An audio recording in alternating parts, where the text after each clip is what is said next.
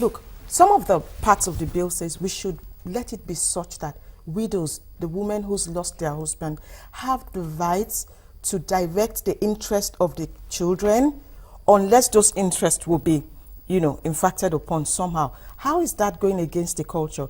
It says the woman should have the right to remarry if they want and who they want. I don't know what's wrong with that. Above all, I would like to encourage gender-focused organizations.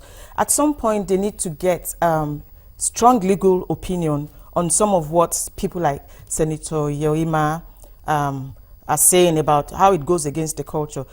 They need to sponsor a very strong legal position on some of that and essentially take them to court and then let them explain it. You can't just stand on a platform and then, say these things just like that. And that is the basis on which this thing was thrown out. A complete shame.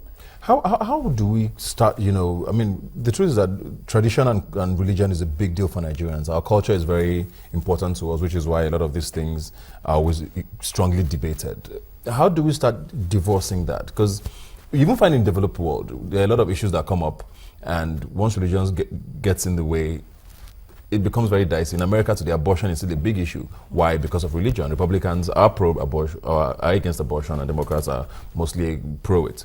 So religion will always be tied to our laws somehow. Is there a way of then trying to divorce it with matters like this? There is a way, and this is one of the ways to continue to engage people, the society, over time. We all have to play our parts, essentially.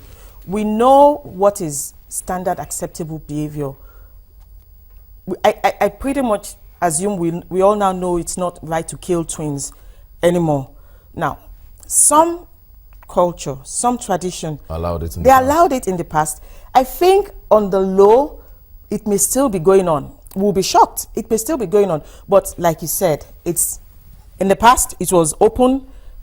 It was acceptable. But over time, people spoke up, people acted, and that is what we're trying to do. Part of the bill, you see, that's why I said maybe they need to pick up the bill and go through the bill with a fine-toothed comb and see exactly what the bill is saying. I don't know how it is against anyone's culture that for 2 years a pregnant woman should have, in public sector, should have access to maternal health care. A very simple statement. How is that? Is it possible that, because there were some parts of the bill that were not necessarily acceptable to some of the senators, decided to throw everything out? Because, like you're saying, there are definitely parts of the bill that make sense to any human being who's alive. Let's talk about abortion, for example. There's a section there that's, I'm not particularly sure now, that talks about, the woman's rights to terminating the pregnancy or something along those lines with regards to when she's raped or when her own health is in danger, her life is in danger. Most people hear abortion and get scared immediately and they don't want to be involved in that, mostly because of religious reasons, So we're introducing the bill now with properly, maybe, I don't know how to put it, making sure that certain sections are acceptable, or is that something we should be looking at? We should stay clear of that. I'm a Christian. If you're Catholic, you probably have very strong views about abortion because of your religion. I have my own personal views about abortion because of my religion as well. But I can tell you right here, right now, that the right of a woman over her body should be sacrosanct, okay? Now, if she then decides that my culture says this, at least the law allows her to go with her culture. Do you see how this slants come in? The culture allows the woman to decide what she wants to do. Go with your culture, or here's your right to go with your culture or not to go with your culture.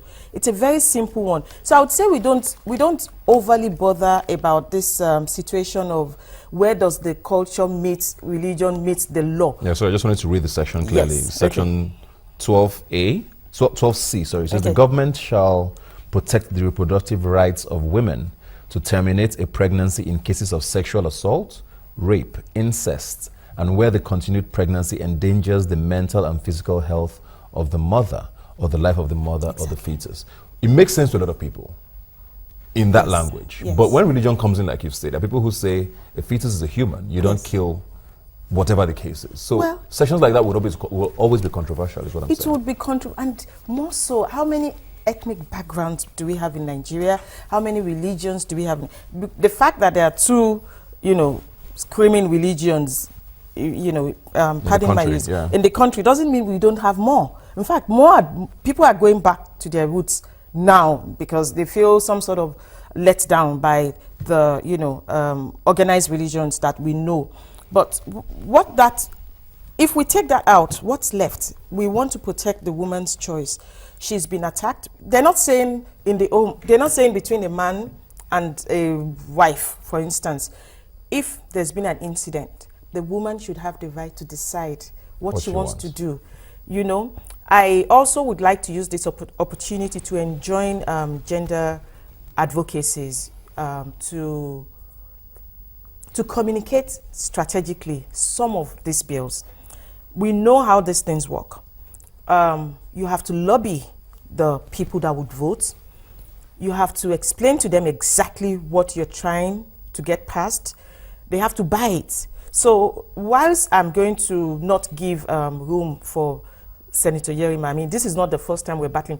We had the child not bride where he stoked up the entire nation, if you like, by his utterances. And, I hate to talk about him as a person, not personally. What I mean is I hate to discuss some of the issues that come from those engagements. But the fact is that when we have well-meaning senators who don't understand what they're voting about, we would have this situation. Across the country, you may have observed that yourself, Ebuka. Across the country, men and women want this bill to pass. Okay? And these are the senators that represent us. So it's all now left to strategy. Yeah. How do we get it to happen? So Mr. Senate President, Senator Bukola Saraki has said he will work on introducing the bill now with more awareness with Nigerians and all of that. So in one sentence or two, quickly, what do you want to see happen this time? What I would like to see happen first is for our senators to pick this bill up and go through it, call people like us who's gone through it, call gender advocacy organizations, people, and explain to them exactly what your exceptions are. So maybe we can sort it out. I would also like to enjoin Nigerians, do not keep quiet. When you have the chance to say something, say it very clearly, very loud. Thank you very much, Dube. You very, very enlightening there. We'll keep our eyes open, of course, watching the Nigerian Senate. Hopefully, things get better from here. Yes, hopefully. Thanks for being here today. Thank you. We'll be right back with more right here on Rub Your Minds. Please stay.